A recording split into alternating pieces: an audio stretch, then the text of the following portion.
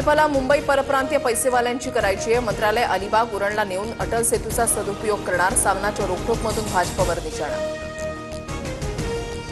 सत्ताधाऱ्यांनी मुंबईचं दिल्लीच्या वाटेवरचं पायपुसणं केलंय। काही धनिक आणि राज्यकर्ते मुंबईला त्यांची बटीक बनवू इच्छितात। मुंबई तोडण्याचं काम सुरू, धारावी त्याचं उदाहरण। संजय राऊतांचा सत्ताधाऱ्यांवर निशाणा।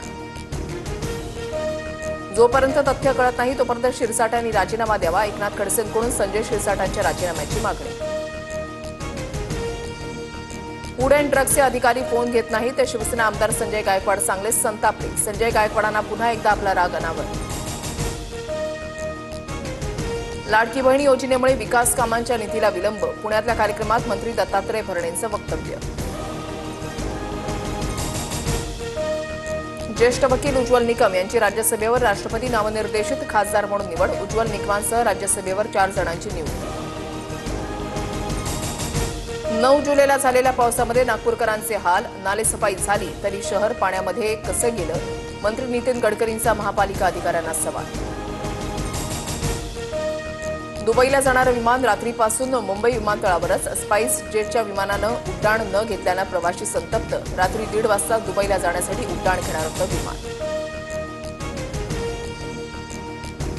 जळगावमध्ये शासकीय महिला वसतिगृहामध्ये गतिमंद तरुणीला दुसऱ्या तरुणींकडून मारहाण। मारहाण प्रकरणी विभागीय समितीची नियुक्ती। समिती चौकशी अहवाल विभागीय उपायुक्तांना सादर करणार।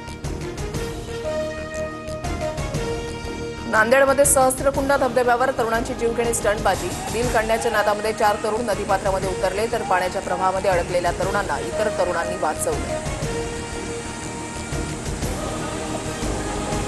आंतरराष्ट्रीय अंतराळ स्थानकावर 18 दिवसांचा मुक्काम करून मंगळवारी शुभांशु शुक्ला परतणार। उद्या संध्याकाळी अंतराळवीर पृथ्वीच्या दिशेने प्रवास सुरू करतील। अमेरिकेमधील कॅलिफोर्निया जवळील समुद्रामध्ये यान उतरणार।